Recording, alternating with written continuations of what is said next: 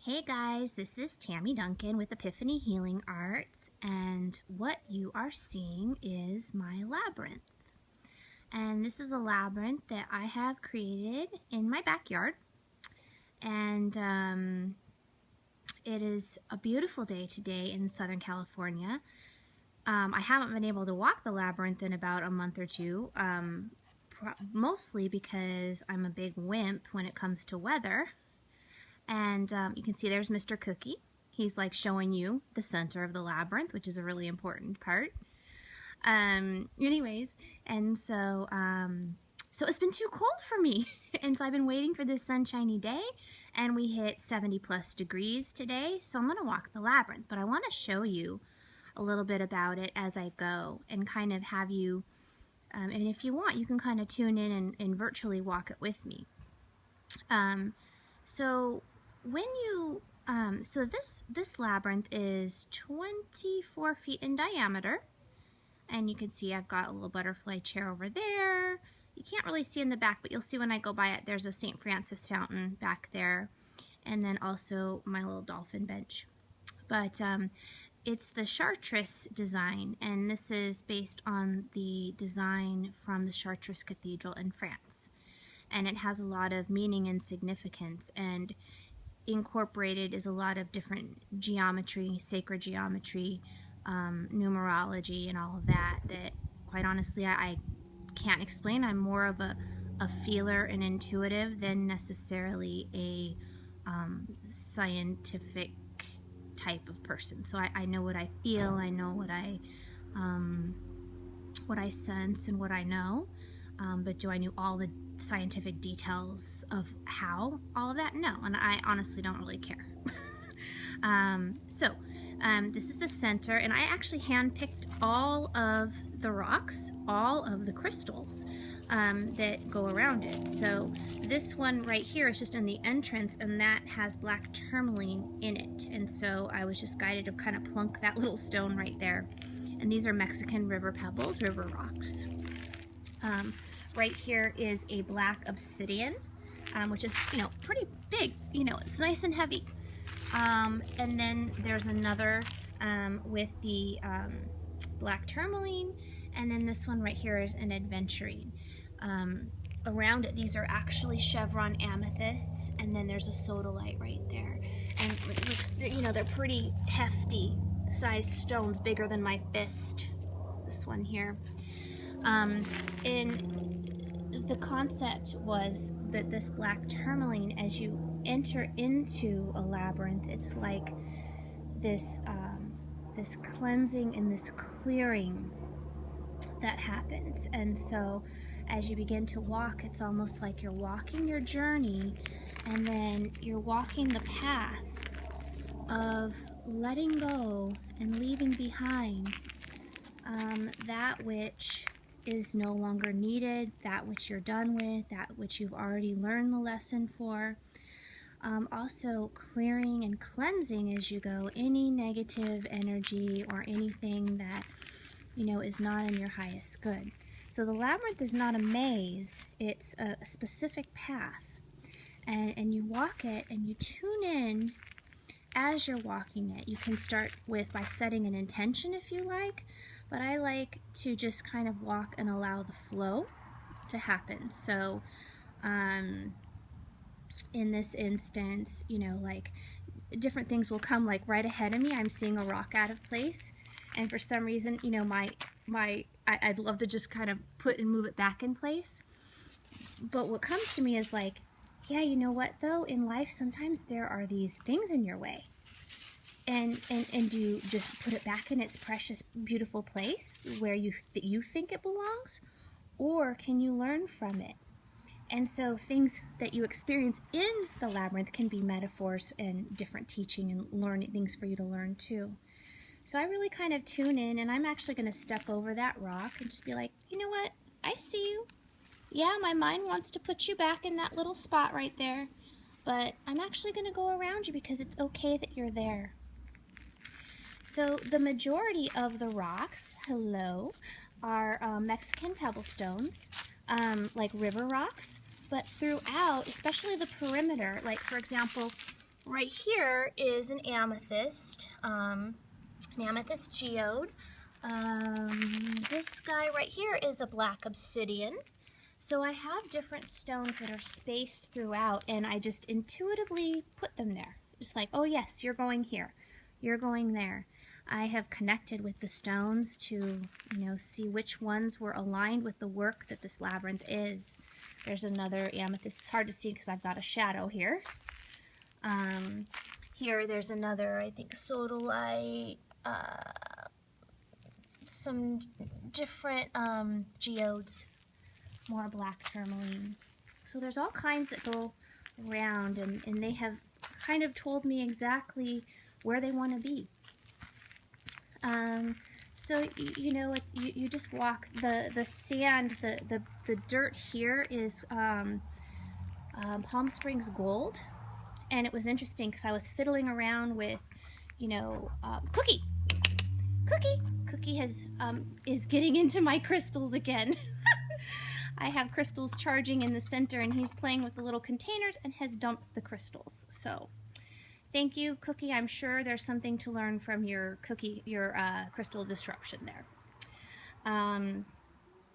Anyways, so and here's a nice little cluster of all kinds of different ones. There's aventurine, a huge sodalite there. I think that's some tiger's eye down there. These ones possibly.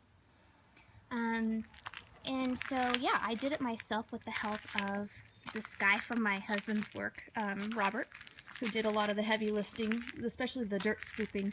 But the Palm Springs gold, the sand, was actually really important because I was having a hard time selecting which type of, you know, material to put down. Everybody says, oh yeah, use the decomposed gravel or whatever.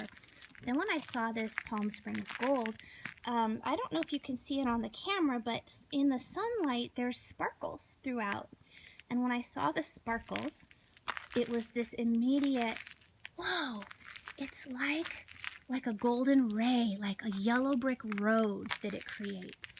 And to me, that yellow brick road is sort of like a metaphor and a representation of the golden, the golden Christ consciousness energy, so like unconditional love. And so when I walk this, it's like I'm walking the path of unconditional love. So right now it's used for whoever wants to. It's in my backyard, and you have to be friends with Cookie in order to come walk it. So and he's actually the Labyrinth keeper. But if you're in Southern California and you want to come walk it, and you're welcome to, you know, contact me through my website at epiphanyhealingarts.com, and I can tell you when. Like, for example, we were talking about doing a full moon thing this weekend. Right now I have maybe only 1 or 2 people that are saying maybe they're coming, so I may cancel that. Just, you know, because, you know, it takes quite a bit to clean my house.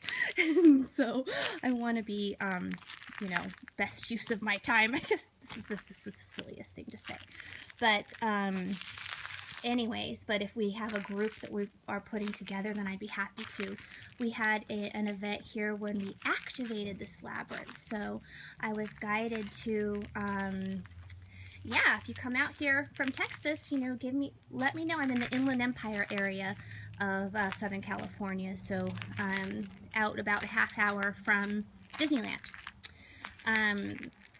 Anyways, and so we had an activation ceremony because it felt like, yes, it was like this beautiful energy, but the purpose, there was more than one purpose of just it being used as a tool for transformation. But the purpose was also to connect to other very powerful points on Earth to anchor in this 3-dimensional grid of Christ consciousness. I call the golden ray of Christ consciousness. And so you can read about that. I made a video and different things about how what that's all about, and how you can participate on the website under soul calling. Yeah, because this is a very big thing, a very big part of my soul purpose. So as we're walking in, we're tuning in. This is one of my little containers that Cookie decided to play with. And then as we get to the center, there's 6 petals. If you can see that, you can see the center stone is a big, giant clear quartz cluster, and then there's these 6 little alcoves or petals, and each one is representative of a teaching from the Lord's Prayer. So I'm not getting all religious on you. I'm actually just talking about the essence of the teachings.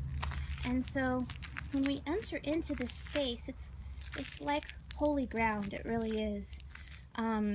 We've got beautiful, beautiful rose quartz crystals all throughout, different amethysts sprinkled about, other clear quartz. Here are my things that Mr. Cookie has dumped over.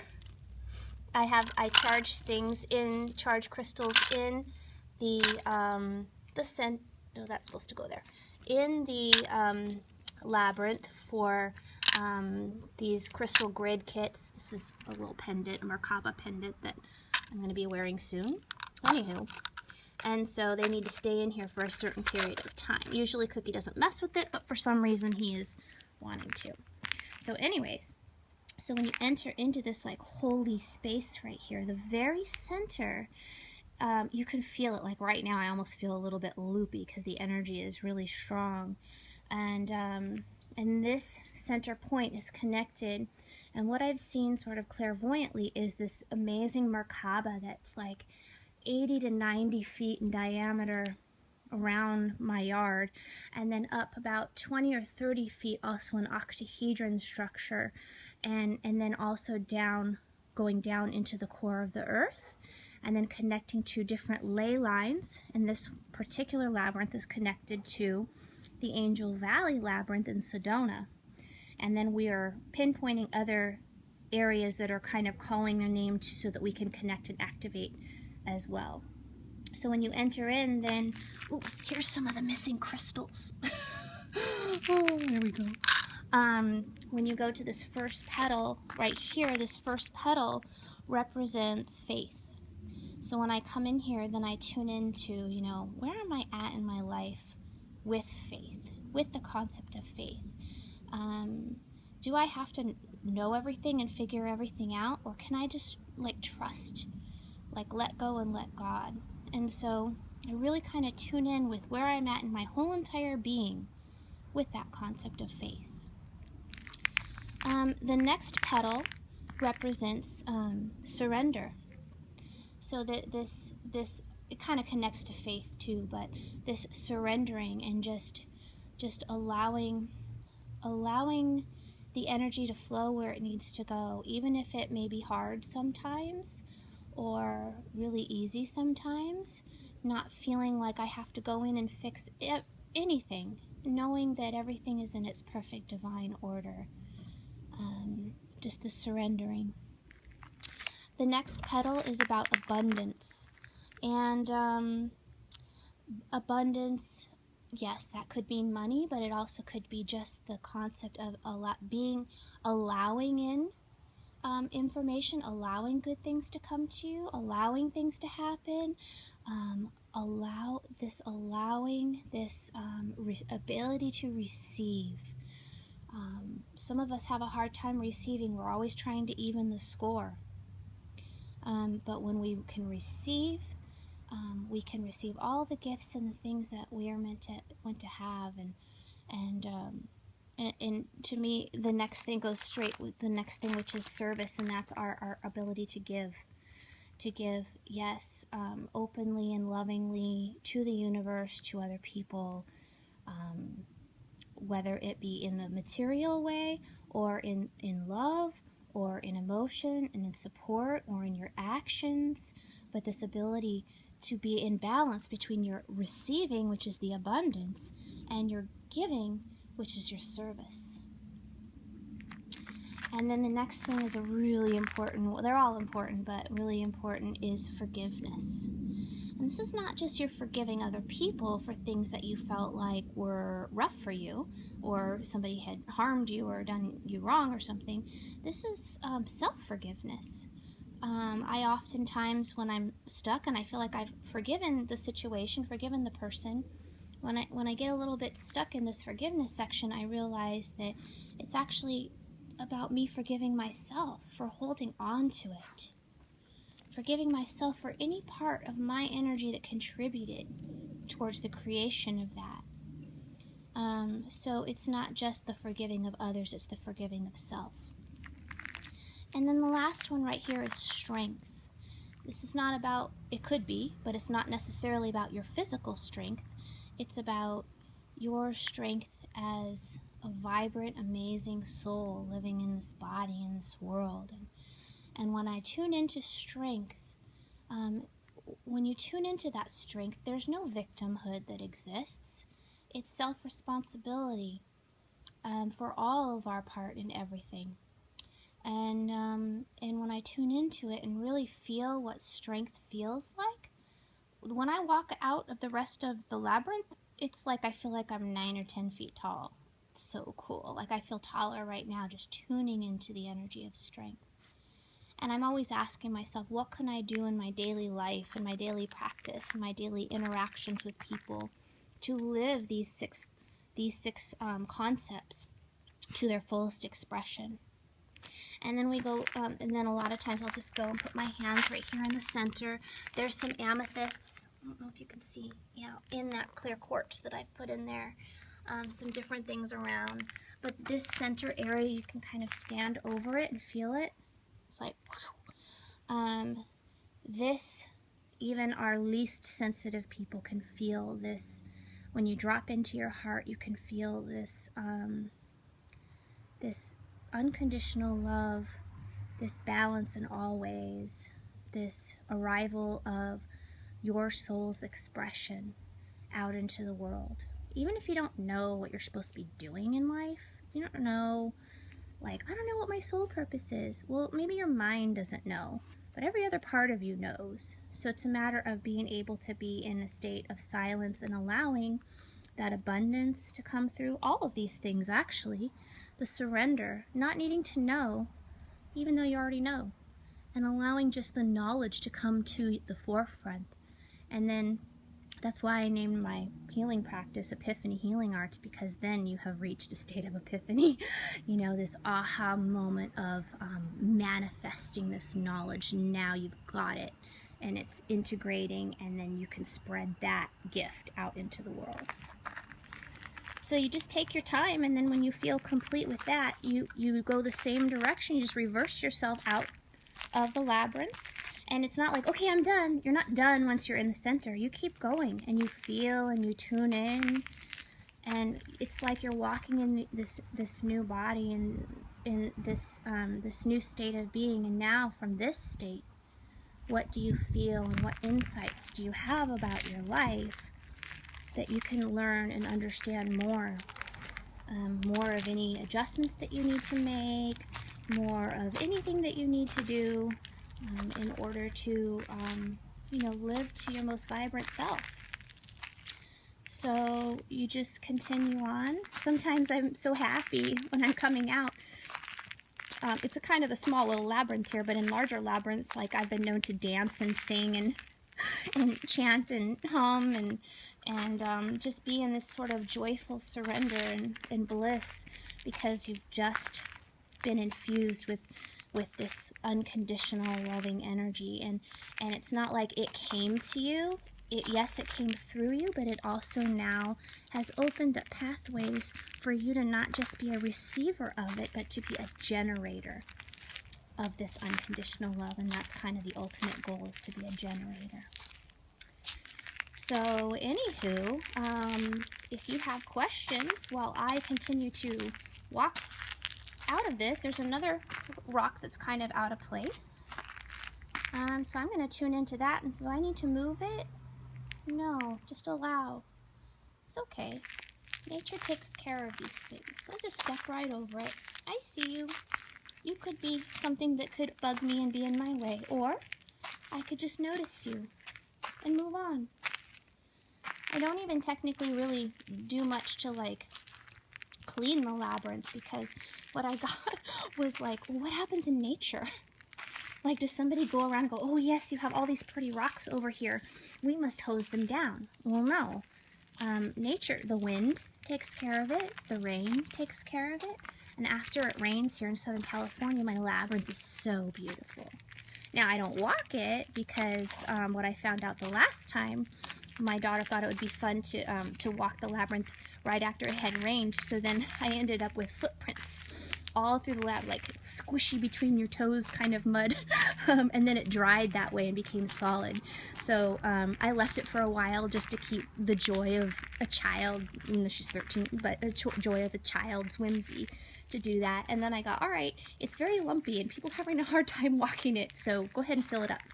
So I went ahead and filled it up, and now it's much, much smoother. And there's my St. Francis. The animal kingdom is very important representation in this space that I've created, because the animal kingdom, just like I say, Cookie's the labyrinth keeper, he really truly is. It rarely gets, you know, doggy pooped or peed in at all, because he actually does understand the sacred space that it is and respects that as much. And so I know that his little playing with the crystals in there is for a purpose of some sort. Yeah, this one I want to put that. So that's the deal, you guys. That's my labyrinth. And I saw somebody was from Corona, so just send me an email if you want to come walk it. I'd be happy to. You just gotta, like I said, you gotta like Cookie. Because Cookie really is part of this whole you know, purpose with me. You know, the animal kingdom, like I said, is represented with the butterfly bench, with the dolphin bench, with Cookie, and all of the beings that are in my yard, the hummingbirds and all of the birds, and even the plant and mineral kingdom with the trees and the plants, and of course all the rocks and the soil, and all of that represented here, because in order for you to understand and like really live your soul purpose to its fullest expression, you can't skip around. You can't be like, well, I honor humans, but I don't honor the animals, or I don't honor the trees and the plants. It's all working together in conjunction in its same beauty, and I believe that all of that is energy and souls, just like we are too. So, alrighty. Thanks so much, you guys. Blessings, and have a beautiful day. Bye.